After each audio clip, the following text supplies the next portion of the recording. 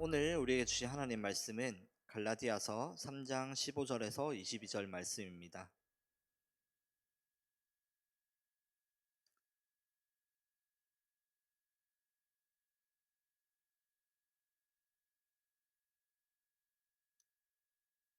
네, 갈라디아서 3장 15절에서 22절까지 말씀입니다. 제가 가진 성경으로는 신약 305쪽입니다.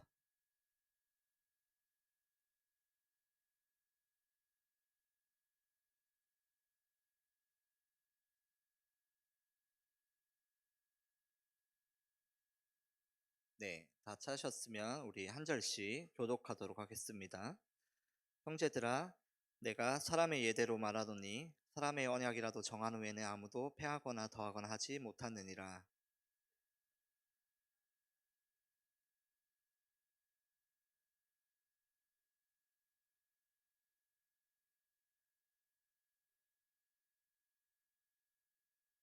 내가 이것을 말하노니 하나님께서 미리 정하신 언약을 430년 후에 생긴 율법이 폐기하지 못하고 그 약속을 헛되게 하지 못하리라.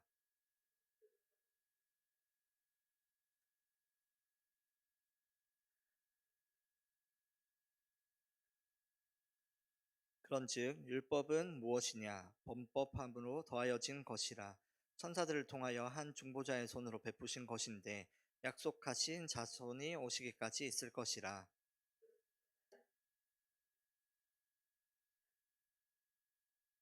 그러면 율법이 하나님의 약속들과 반대되는 것이냐?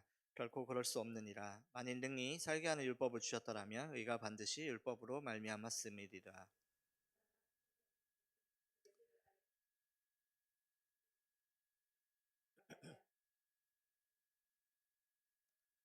아멘. 네, 오늘 말씀 제목은 율법보다 430년이나 앞선 약속이라는 제목인데요. 어, 네, 저는 그렇게 생각합니다. 그 수요예배 오실 정도면 이미 그 성경과 그 내공은 되게 높으신 분들이 오신다. 그래서 저는 수요예배 설교를 제일 긴장하면서 준비를 많이 하는데요. 왜냐하면 이렇게 우리가 늘 설교를 듣지만 이렇게 늘 뻔한 거 들으면 뭔가 이렇게 다 예측이 되잖아요. 어떻게 하면 좀 더 이렇게 잘 전달하고 또 하나님 만나고 돌아갈 수 있을까 이게 고민을 많이 하는데요. 그래서 오늘 제가 뽑은 주제는 이렇게 율법과 그 약속에 대한 믿음에 대한 이야기입니다. 어, 성경도 그렇고 또 우리가 믿는 기독교도 그렇고 항상 우리 믿음으로 구원받는다 얘기를 많이 하잖아요. 그래서 율법으로 구원받는 게 아니다 이렇게 얘기를 하는데 어, 믿음으로 구원받는 것이 이렇게 따지고 보면 너무 당연한 얘기인데 성경의 사도 바울의 그 서신서 중에 상당수는 이 율법으로 구원받는 게 아니다라는 얘기를 그 이렇게 할애하는데 엄청난 지면을 쓰고 있거든요. 그러니까 이제 한 번 말하면 알아들을 건데 이거를 한 4절, 5절까지 계속 얘기하고 있다 이 얘기예요. 그러니까 이렇게 우리가 생각할 때 한 번쯤은 왜 사도 바울이 이렇게 율법에 대한 이야기를 많이 할까? 이런 것들을 오늘 좀 이렇게 알아가셨으면 좋겠어서 조금 이렇게 어려운 얘기 될 수 있는데 어차피 이제 하는 김에 공부한다 생각하시고 같이 잘 따라오셨으면 좋겠습니다. 우리가 다 아는 이야기, 믿음으로 구원받는 게 맞는데 그럼 율법은 무슨 의미가 있나 이렇게 생각하면 되겠습니다. 율법을 오늘날에 이렇게 용어로 좀 표현하면 이렇게 신앙생활이라고 보면 좋을 것 같습니다. 율법이라는 것이 그 구약에 이렇게 하나님께서 지키라고 했던 그 법도로 주신 건데 그 이것은 이렇게 안 지키면 죄긴 한데 하나님이 그것을 어긴다고 해서 막 갑자기 막 심판으로 막 이렇게 떨어뜨리진 않으시거든요. 그러니까 우리가 죄를 지었다고 해서 갑자기 막 이렇게 우리가 지옥행이 결정되는 것은 아닌 것처럼 율법은 이렇게 하나님이 우리를 약속으로 이렇게 이끄셨는데 율법은 그것을 좀 판단하는 기준인데 이라서 이런 비유를 오늘날 신앙생활로 생각하면 그게 좀 잘 들어맞아요. 우리가 주일날 교회 오고 또 봉사도 열심히 하고 내 이웃을 내 몸같이 사랑하고 이런 신앙생활이 있는데 사실 그 신앙생활을 우리가 잘 좀 덜 지킨다 하더라도 하나님과 막 이렇게 하나님은 이제 절대로 그 끊으시는 분이 아니니까 이렇게 우리를 막 이렇게 해치거나 관계를 끊으시거나 이럴 분은 아니거든요. 그런데 안 하면 이렇게 부담이 되잖아요. 신앙생활을 하는데 갑자기 이렇게 교회를 안 온다 하면은 갑자기 이렇게 게으름 피우거나 이러면 뭔가 좀 양심의 꺼리낌이 느껴지고, 또 뭐 이렇게 저에게 갑자기 원수가 나타났는데 하나님 원수를 사랑하셨다고 하는데 하면서 이렇게 되게 괴로워하게 되잖아요. 나에게 해코지를 한 저 사람을 나도 같이 이렇게 눈에 눈은 이에는 이로 복수를 해야 되는데 이렇게 원수를 사랑해라라는 그런 신앙생활처럼 하다 보면 이렇게 내 마음이 복잡해지고 이렇잖아요. 그래서 이렇게 뭔가 지키면 지킬수록 이렇게 우리의 신앙생활이 성장하긴 맞는데, 이 율법도 그러한 존재라는 거예요. 그러니까 완벽하게 할 수는 없지만 이렇게 어기지 않는 것들을 이제 누리면서 이렇게 가는 게 이렇게 율법이다 생각하시면 되겠고요. 그러면 오늘 이 율법을 비추어 보면서 우리의 신앙생활도, 그 신앙생활을 하는 의미에 대해서도 한번 다시 살펴보면 좋을 것 같습니다. 음, 사도 바울의 그 갈라디아서 3장 15절, 16절, 17절에는 그 약속에 대한 이야기를 먼저 합니다. 이렇게 그 약속이란 말이 성경에 되게 많이 나오거든요. 그런데 이 약속이라는 것을 얘기할 때 가장 그 최초의 약속은, 그 성경에서 말하는 최초의 약속은 그 아브라함의 그 언약이에요. 창세기 12장 1, 2, 3절인데요. 그래서 이 사도 바울이 이 약속을 근거로 이제 이 율법에 대한 이야기를 하는 것을 우리가 조금 살펴보겠습니다. 15절, 16절, 17절에는 이렇게 되어 있는데요. 형제들아 내가 사람의 예대로, 우리 같이 15, 16, 17절을 같이 한번 읽어볼까요? 형제들아 내가 사람의 예대로 말하노니 사람의 언약이라도 정한 후에는 아무도 패하거나 더하거나 하지 못하느니라. 이 약속들은 아브라함과 그 자손에게 말씀하신 것인데 그 자손들이라 하지 아니하시고 오직 한 사람을 가리켜 내 자손이라 하셨으니 곧 그리스도라. 내가 이것을 말하노니 하나님께서 미리 정하신 언약을 430년 후에 생긴 율법이 폐기하지 못하고 그 약속을 헛되게 하지 못하리라. 아멘. 네, 이 언약에 대한 이야기를 합니다. 이렇게 약속이라는 게 사람의 언약이라도 이렇게 계약서라는 거죠. 계약서를 써도 이것을 함부로 없애지 못하는데, 하나님이 정한 언약인 얼마나 더 이렇게 확증된 보증이냐 이런 얘기를 하고요. 그 다음에 그 약속들은, 이렇게 하나님의 허락하신 약속은 아브라함과 자손에게 말씀하신 것인데 하나님께서 이 한 사람을 가리켜 자손이라 하셨다 이렇게 있는데, 이거는 이제 성경 구절이 이렇게 있는데요. 나중에 한번 살펴볼 것이고요. 먼저 이 약속들에 대해서 한번 살펴보면 좋을 것 같아요. 우리가 늘 읽는 본문인데 창세기 이렇게 이렇게 이 줄 아시죠? 이 줄로 이렇게 잘 이렇게 해두시고요. 이 줄 이렇게 쓸 일이 잘 없잖아요. 근데 오늘 한번 써보도록 할게요. 그 다음 창세기 12장 1절, 2절, 3절까지 우리가 많이 읽는데 5절까지 한번 읽어보도록 하겠습니다. 창세기 12장 1, 2, 3, 4, 5.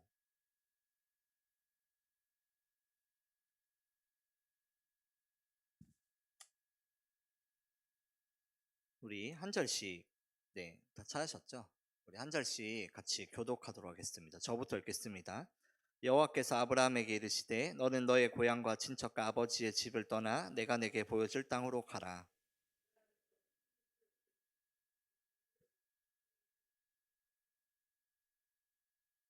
너를 축복하는 자에게는 내가 복을 내리고 너를 저주하는 자에게는 내가 저주하리니 땅의 모든 족속이 너로 말미암아 복을 얻을 것이라 하신지라.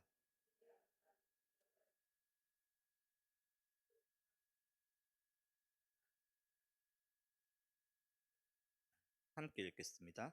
아브라함이 그의 아내 사레와 조카 롯과 하란에서 모은 모든 소유와 얻은 사람들을 이끌고 가나안 땅으로 가려고 떠나서 마침내 가나안 땅에 들어갔더라. 아멘. 네, 하나님이 최초의 그 인류에게 한 약속인데요. 아브라함에게 이런 약속을 하셨습니다. 첫 번째는 명령을 보여줄 땅으로 가라. 아, 만약에 너가 가면 그 다음에 이제 약속인 거죠. 이렇게 하고 만약에 이렇게 하면 내가 이거 해주겠다 이렇게 약속하는 거예요.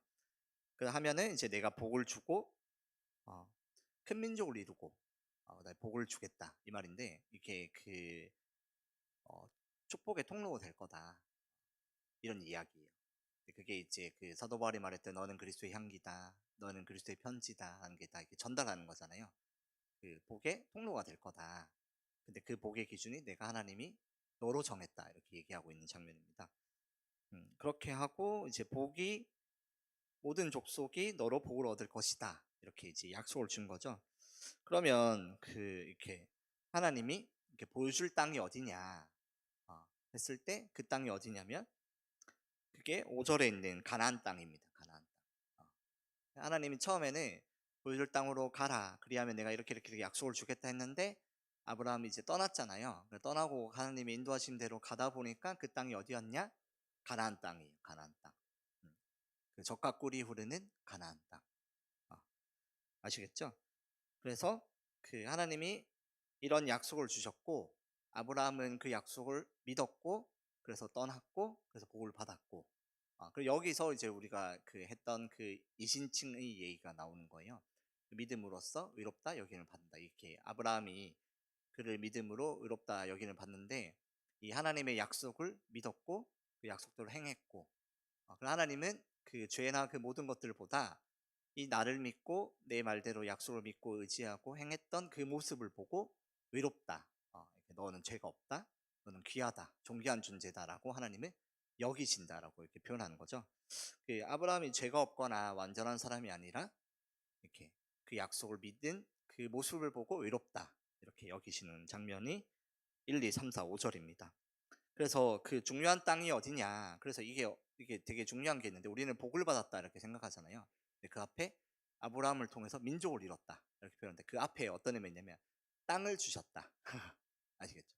땅으로 가서 그 땅을 주셨고 그다음에 그 땅에서 민족을 이루고 그 민족들의 그 후손들이 이제 복의 통로가 될 거다. 이게 이제 그 약속의 내용인데 그 땅을 주셨다. 이게 되게 중요한 포인트입니다. 그러면 그 나중에 이제 이스라엘 족속이 그 애굽 땅 떠나서 어디로 갔죠?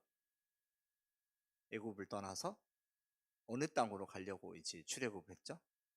나와서 네 지금 다 대답하셨죠? 마음속으로 이제 대답이 안 나와서 좀 당황하긴 했는데 네 가나안 땅으로 갔잖아요.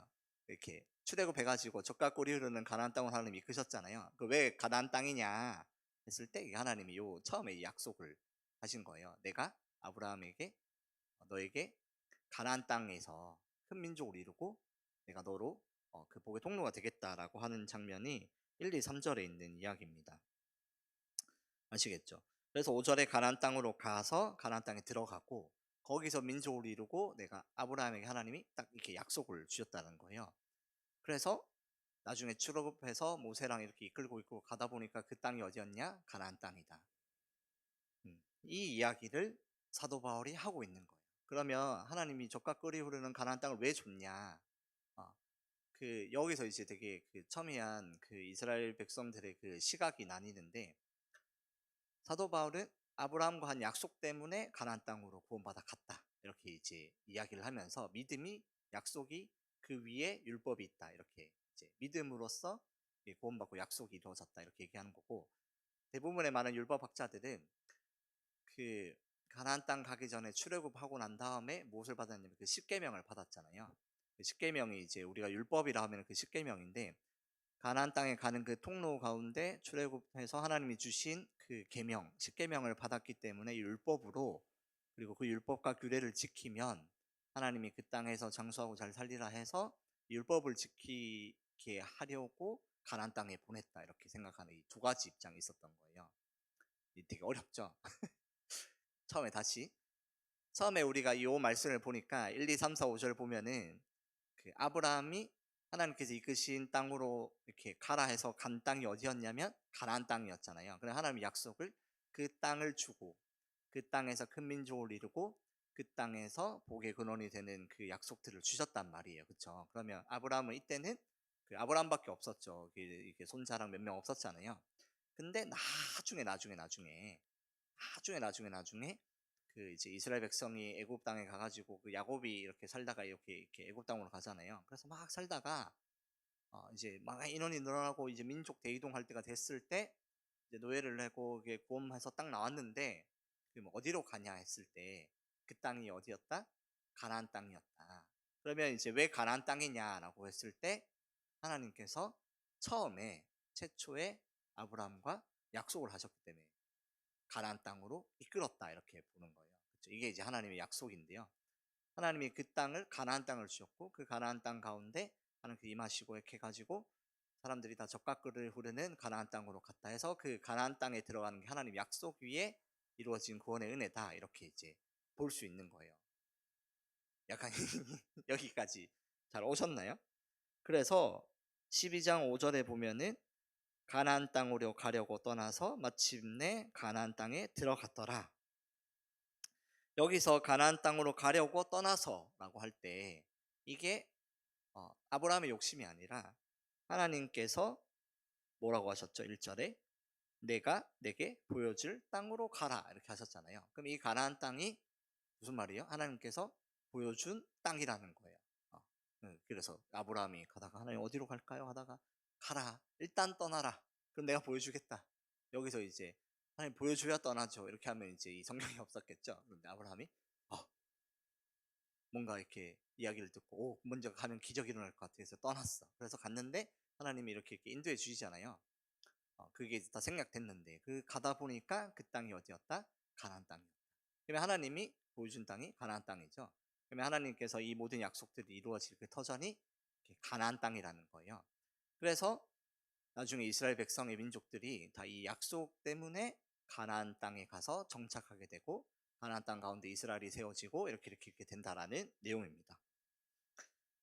이게 이제 여기까지 내용이고 그런데 그 창세기 13장 14절 15절을 보면요.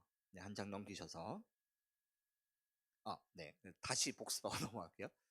복을 주셨는데 아브라함에게 복을 주셨는데 그 처음에 한 약속이 하나님께서 그 내가 내게 지시할 땅으로 가라 그래야 내게 복을 주시고 이렇게 하셨잖아요. 그 땅이 어디였죠? 가나안 땅이었다. 알겠죠? 그러면 나중에 이제 왜 그 이스라엘 백성들이 출애굽해가지고 가나안 땅으로 하나님께서 젖과 꿀이 흐르는 땅으로 보냈냐 이것도 이제 이해하시겠죠.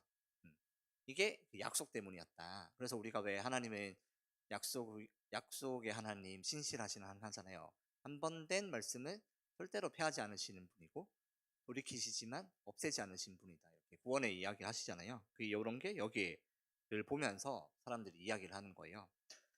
그랬는데 그 창세기 13장 14절 15절이 있는데요. 요 구절이 그 사도 바울이 이제 아까 갈라디아서 해석했던 구절인데요. 한번 14절 15절 같이 한번 읽어보겠습니다. 읽겠습니다. 롯이 아브라함을 떠난 후에 여호와께서 아브라함에게 이르시되 너는 눈을 들어 너 있는 곳에서 북쪽과 남쪽 그리고 동쪽과 서쪽을 바라보라. 보이는 땅을 내가 너와 내 자손에게 주리니 영원히 이르리라. 아멘. 아까 그 갈라디아서를 보면은 그 갈라디아서 한번 볼까요? 또 이렇게 기억이 안 날 수 있으니까. 창세기 13장 이 14, 15절도 봐야 되고 이렇게 보면서 봐야 되니까 요게 두 줄 있는 거 아시죠? 한 줄은 여기 걸고 한 줄은 여기 걸으면서 갈라디아서와 같이 한번 봅시다. 갈라디아서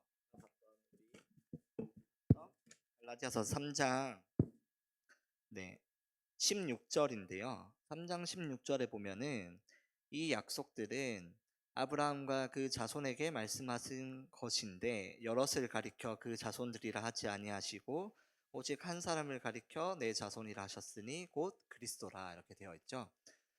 창세기 13장 15절을 보면 이 보이는 땅을 내가 너와 내 자손에게 주리니 영원히 이르리라 이렇게 내 자손이 이렇게 자손이 엄청 많잖아요. 자손들인데 그렇게 하지 않고 사도 바울은 내 자손에게 준다라고 이렇게 한 명을 가리킨다 해요. 그래서 이 이스라엘 사람들이 이 말씀을 보고 어떻게 해요? 그 한 명이 누굴까? 엄청 생각을 할 거 아니에요. 아브라함에 걸맞는 그 한 명은 누군가? 난가, 넌가, 우린가, 우리 옆에 있는 사람인가 해서 막 한 몇백 년 동안, 몇천 년 동안 고민을 엄청 하는 거예요. 그런데 사도 바울은 이 내 자손이 누구다? 그리스도 예수님이다 이렇게 딱 이야기를 하는 거예요. 이 말씀 때문에 이제 사도 바울은 이 약속에 대한 이야기를 했습니다. 음, 그런데 이 이야기를 이스라엘 백성들은 이 출애굽하고 구원하고 이 모든 사건들을 이렇게 약속으로 이루어졌다라고 생각하지 않고 율법으로 이루어졌다라고 생각을 이렇게 하고 있어요. 그것을 조금 더 살펴보겠는데요. 음, 그 전에 그러면 이렇게 처음에 창세기에 이 약속으로 가나안 땅에 들어가고 하나님께서 약속한 말씀 때문에 애굽에서 이끌어내서 이렇게 가나안 땅에 보냈고 그 약속 말씀 위에서 하나님이 임하시고 내 백성이다라는 그 약속의 얘기를 계속 하잖아요. 그러면 우리 한 번쯤은 이렇게 생각해 볼 필요가 있어요. 왜 이스라엘 백성들은 이게 율법에 목숨을 걸었을까? 어, 이것들을 한 번쯤은 이게 생각해 볼 필요가 있습니다. 어, 전 처음에 생각을 못 했다가 그 나중에 진짜 왜 이스라엘 백성들은 이게 약속과 믿음과 이 얘기를 하나님이 그렇게 얘기 많이 했는데 왜 바리새인과 사람들은 이 율법에 그렇게 목숨을 걸었을까? 이렇게 이런 생각을 좀 하게 됐어요. 왜 정말 하나님 잘 믿는 사람이었고 하나님이 말씀하신 그 역사가 이게 나의 조상의 이야기잖아요. 이스라엘 백성들의 조상의 이야기. 그러니까 대대손손 내려오는 그 이렇게 가문의 이야기 같은 게 이제 성경이잖아요. 그럼 왜 그랬을까? 그런데 이 율법이라는 것도 사실은 이렇게 하나님이 먼저 주셨다라는 거예요. 그게 이제 그 신명기 출애굽기에 나오는 그 십계명 사건이에요. 출애굽에서 시내산에 모세 올라갔을 때 하나님이 직접 그 십계명을 이렇게 내려주셨잖아요. 그러면서 하나님이 하신 그 말씀들이 있는데 그게 신명기 6장인데요. 신명기 6장은 그 되게 유명한 말씀이 있는 구절인데 그 쉐마가 있는 구절입니다. 이스라엘아 들으라 이렇게 해가지고 이제 말하는 건데 그 신명기 6장 20절부터 25절까지가 있는데 우리 한번 읽어보면 좋겠습니다. 신명기 6장 20절에서 25절인데 우리 먼저 20절부터 같이 한번 읽도록 하겠습니다. 저부터 읽겠습니다. 후일에 내 아들이 내게 묻기를 우리 하나님 여호와께서 명령하신 증거와 규례와 법도가 무슨 뜻이냐 하거든.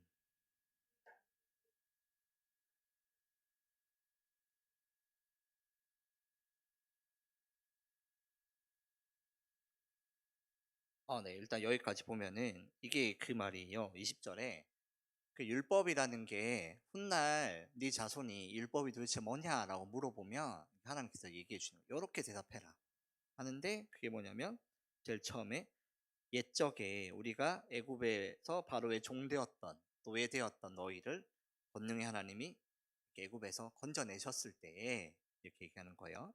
또 계속 읽겠습니다. 한 절씩. 네, 곧 여호와께서 우리의 목전에서 크고 들어온 두려운 이적과 기사를 애국과 바로와 그의 온 집에 베푸시고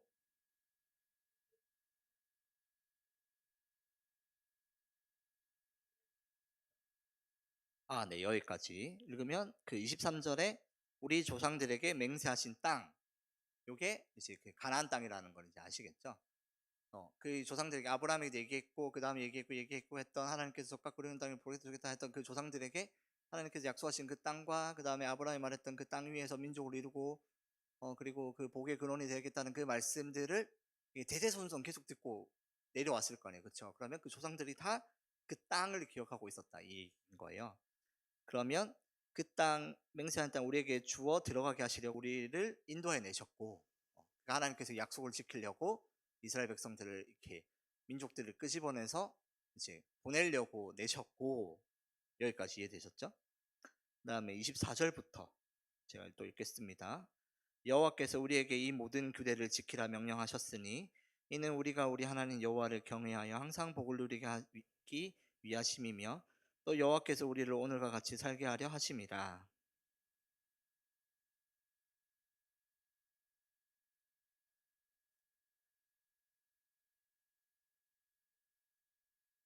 아멘.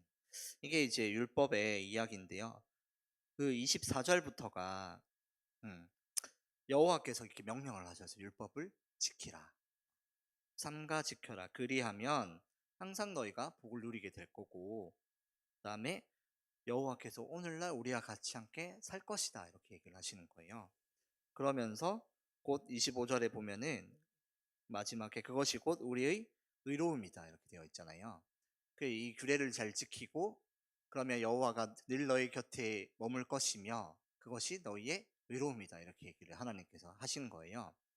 그래서 약간 이렇게 이 두 가지가 다 의롭다라는 거 아시겠죠? 믿음으로써 의롭다 된 것과 그다음에 요 규례를 지킴으로써 의로움이다라고 나타내는 이 두 가지가 있는데 이게 출애굽에서 나온 그 이스라엘 백성들은 이제 여기 있는 이 모든 규례를 우리가 지키는 것, 그것이 하나님을 사랑하는 것이고 그것이 하나님 기뻐할 일이고 우리가 복을 받고 누리는 길이다라고 이렇게 꽂힌 거라고 네, 표현이 좀 애매한데 여기에 이제 목숨을 걸게 된 거예요. 그런데 하나님께서 규례를 주신 게 아니라 처음에 먼저 뭐를 주셨죠? 맹세하신 땅을 우리에게 주어려고 구원해 주셨고 그 다음에 규례를 지키라 이렇게 명령하셨잖아요. 그런데 이스라엘 백성들은 그 앞에 있는 내용들은 이렇게 약간 삭제되고 이 뒤만 남은 거예요. 하나님께서 너희를 구원해 주시고 그다음에 약속된 땅에 들어가게 하시려고 이끌어내셨고 그 다음에 오늘날 같이 살게 하려고 율법 주셨다 이렇게 말씀하고 계세요. 그런데 이스라엘 백성들은 이제 이 율법을 지키는 것만 남게 되는 거죠. 이렇게 구원의 약속과 은혜의 말씀들은 이렇게 망각하게 된다라고 보면 되겠습니다.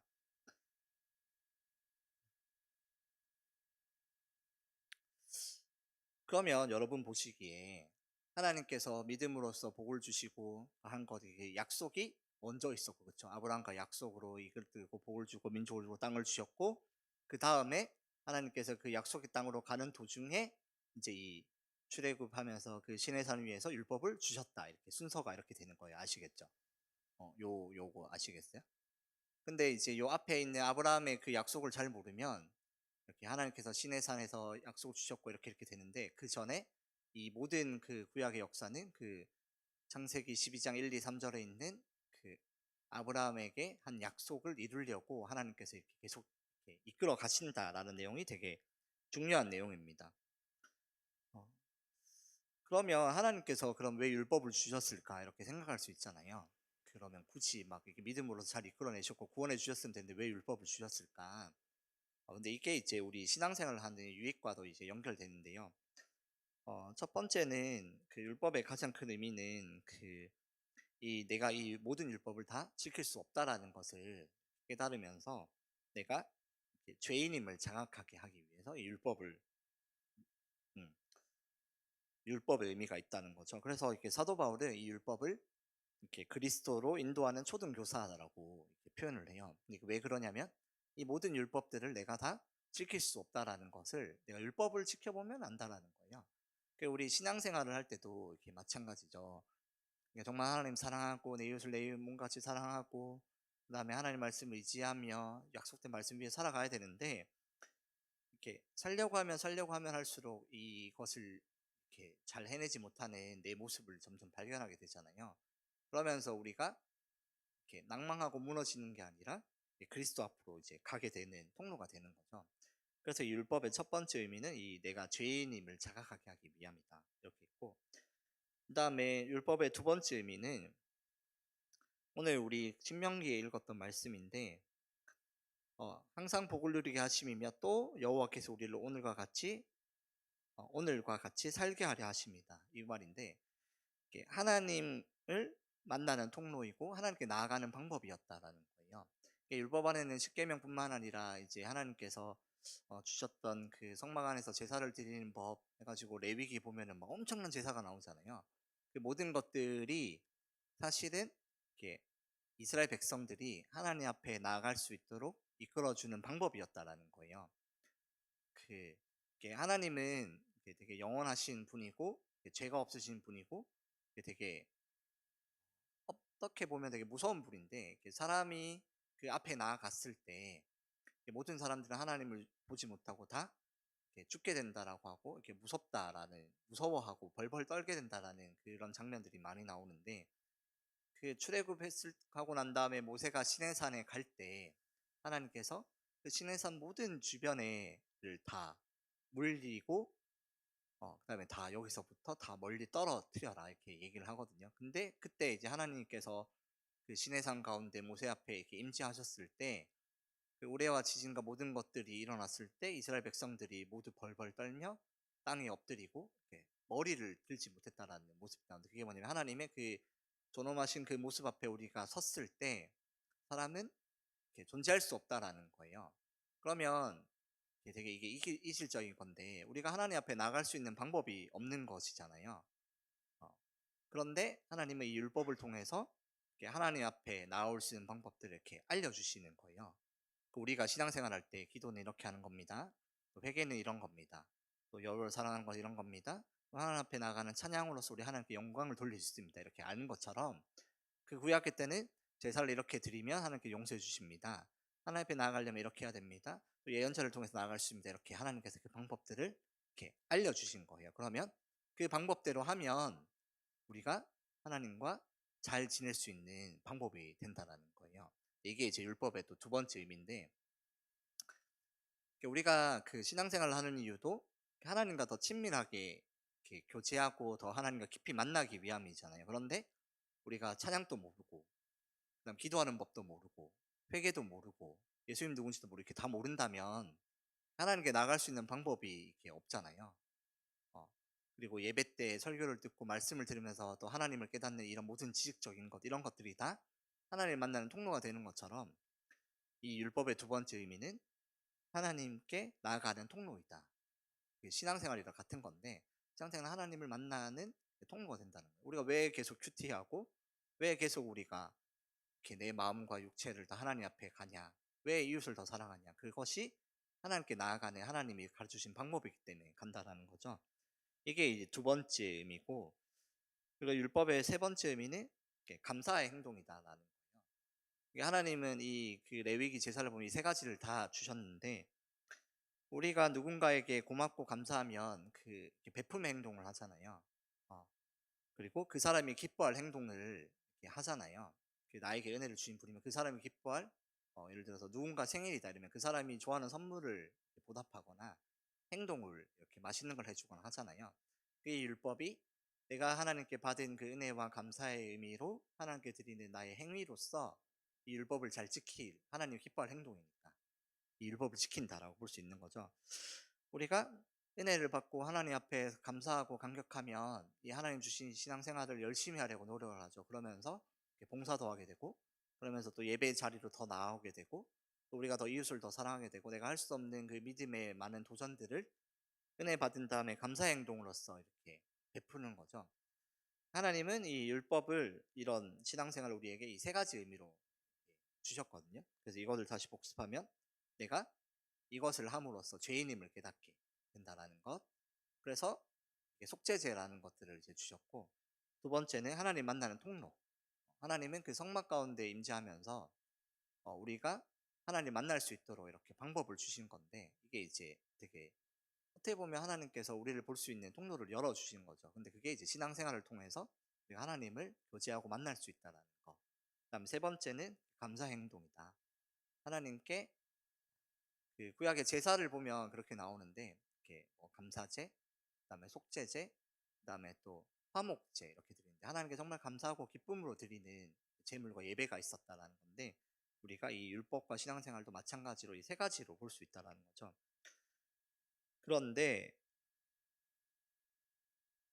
이 세 가지 의미 중에 이제 그 유대인들은 이 두 번째 하나님 만나는 통로이면서도 이 하나님 이 율법을 지키는 거에 목숨을 걸게 되는 거예요. 그런데 그러다 보니까 본질적인 그 기쁨과 감사의 의미보다는 이 허물만 남게 되는 거죠. 그러니까 이것이 점점 더 우리를 속박하게 되고, 정말 그 구원의 은혜와 약속은 사라지고, 이 사람을 판단하게 되는 그 나쁜 면들만 남아가지고, 그 사람들이 나중에 이제 예수님 시대 이후에도 계속 논쟁하고 있는 거예요.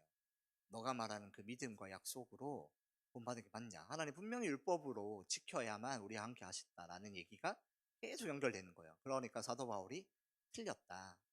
그 율법은 없어지진 않지만 하나님께서 그 율법을 우리에게 주신 건 너를 정죄하고 괴롭히고 고통스럽게 주신 게 아니라 감사와 또 죄로 돌이키고 그리스도를 인도하게끔 하는 그 역할로서 율법이 존재하는 거고, 그리스도의 오므로써 그 모든 것들이 이루어지고 그 율법을 통해서 우리는 또 그리스도를 나아갈 수 있게 되고, 그리고 예전에는 아브라함을 통해서 모든 민족이 복을 받게 되었다면 이제는 예수님을 통해서 모든 세대가 이방인들도 구원받게 되었다라고 하는 그 모든 이야기가 아까 갈라디아서 3장 이야기라는 거예요. 이게 이제 결론인데, 다시 그 갈라디아서를 보면서 이제 말씀을 마무리하겠습니다.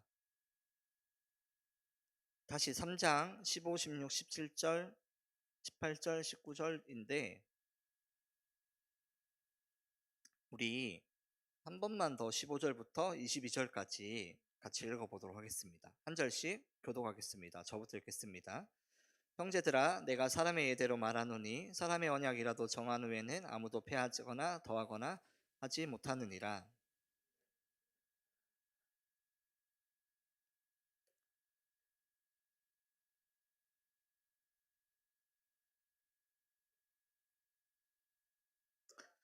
내가 이것을 말하노니 하나님께서 미리 정하신 언약을 430년 후에 생긴 율법이 폐기하지 못하고 그 약속을 헛되게 하지 못하리라.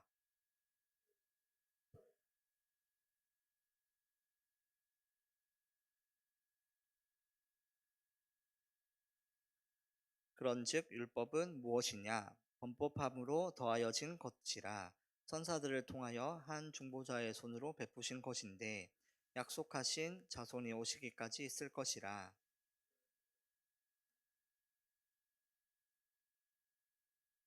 그러면 율법이 하나님의 약속들과 반대되는 것이냐? 결코 그럴 수 없느니라.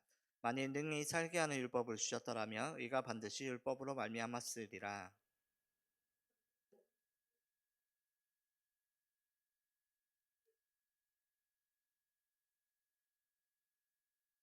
아멘. 네, 그렇습니다. 이 430년이 그 이스라엘 백성이 그 이제 애굽의 땅에서 노예로 살았던 기간이잖아요. 그러면 그 하나님께서 그 전에 그 사람들에게 가난하게 살았던, 가나안에 살았던 이스라엘과 야곱과 이렇게 거기 이제 가나안 땅에 살다가 이제 가뭄이 들어서 이렇게 내려왔다가 거기서 살다가 다시 이제 그 애굽 땅에 이제 정착을 하게 되는 그 요셉의 때에 정착을 하잖아요. 그때 땅을 떠나서 430년 뒤에 다시 약속의 땅 가나안 땅으로 돌아가는 그 시기를 얘기하는데, 그 전에 이미 벌써 하나님이 가나안 땅의 약속을 너희에게 주셨고 우리에게 주셨다. 그런데 왜 430년 동안 노예로 살다가 다시 하나님의 약속을 이루어가는 그때 하나님이 계명을 주셨고 성막과 그런 율법들을 주셨는데 왜 율법에 목숨을 거느냐, 이 얘기를 하고 있는 거예요. 아시겠죠? 모르시면 이제 옆 사람에게 다음 주에 또 물어보세요. 알겠죠? 분명히 여기서 이해하신 분이 계실 거예요. 알겠죠? 그리고 저한테 또 오세요. 제가 또 설명해 드릴게요. 보면서. 그리고 그렇게 된다라는 거죠. 그러면 율법이 먼저냐, 약속이 먼저냐? 약속이 먼저다. 약속 위에서 율법과 그 모든 것이 이루어지고, 그리고 범법자임을 율법을 통해서 우리가 알게 된다. 그럼 우리가 어디로 가느냐? 그리스도 앞으로 간다.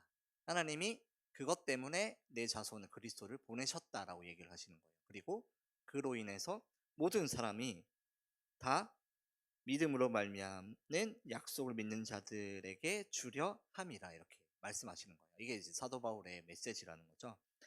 그리고 24절만 같이 한번 읽어보겠습니다. 읽겠습니다.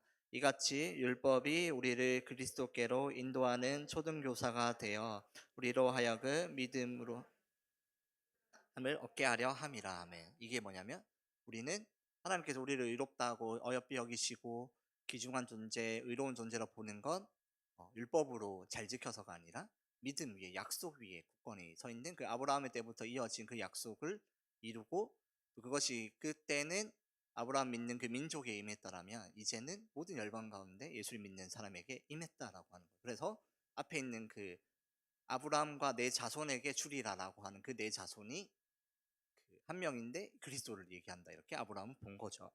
사도 바울은 본 겁니다. 그래서 율법이 그리스도께로 인도하는 초등교사다.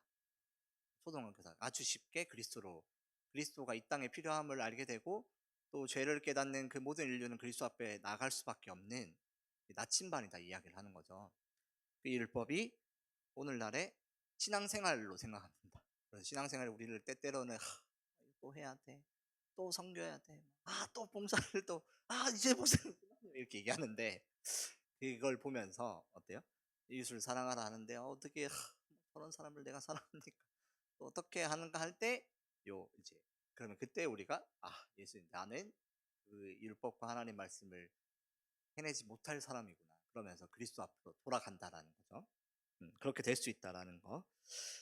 애굽의 종살이에서 건졌던 것처럼 그 노예된 그 이스라엘 백성을 건져서 이렇게 보내신 것처럼 우리는 예수님을 통해서 그 약속 위로 나아갈 수 있습니다. 아브라함이 복의 약속을 믿음으로 의롭다 여김을 받은 것처럼 우리는 그리스도가 이 땅에 오신 이유를 믿으면 우리 또한 의로움을 여김을 받을 수 있을 거고, 아브라함을 믿고 따르는 사람들에게 하나님이 약속을 주셨죠. 아브라함에게 복의 약속을 주셨고 너를 축복하는 자에게 축복이 되고 저주하는 자 저주한 것처럼 우리는 예수님도 마찬가지 예수님 믿는 자에게 복을 주셨고 하나님은 그 땅을 주셨으면서 그 땅의 내용이 생육하고 번성하고 복의 통로가 되는 은혜를 주셨다는 거죠. 그것이 우리의 행복인데 이 은혜와 축복을 믿는 우리도 마찬가지 임한다. 그 복음의 능력과 그 영향과 범위는 오늘날 살아가는 우리에게도 예수님 믿는 우리에게도 동일하게 임재와 역사하신다라는 내용이죠. 그래서 이 약속이 참 중요한 내용인 것 같아요. 저는 보면서. 그리고 이 약속을 믿으면서 신앙생활이라고 했잖아요. 율법은. 약속은 구원이고 신앙생활 율법 이렇게 보면 되는데 율법과 신앙생활을 할 때 우리는 구원받은 은혜로 살아가지만 이 은혜와 더 하나님과 친밀하기 위해서는 이 신앙생활 율법을 지켜야 된다는 이 두 가지 의미가 다 있다는 거. 하나님은 이 믿음으로 의롭다 여김을 받지만 또 율법을 지킴으로써 의롭다 여기는 것처럼 이 두 가지가 다 중요하다라는 거. 그래서 때때로 이단들이 믿으면 땡 아니냐, 뭐 굳이 주일 성수할 필요 있습니까? 뭐 굳이 그렇게까지 해야 됩니까? 아닙니다. 하나님께서는 이렇게 정말 성실히 또 묵묵히 기도하고 말씀을 지키는 자에게 또 더 깊이 임재하시고 그걸 열어주셨다라는 것 잘 기억하시면서 또 여러분 은혜와 축복을 믿으면서 그 약속과 또 신앙생활을 하는 것에 있어서도 힘과 은혜로 또 살아가는 우리가 되기를 주님의 이름으로 축원합니다. 기도하겠습니다.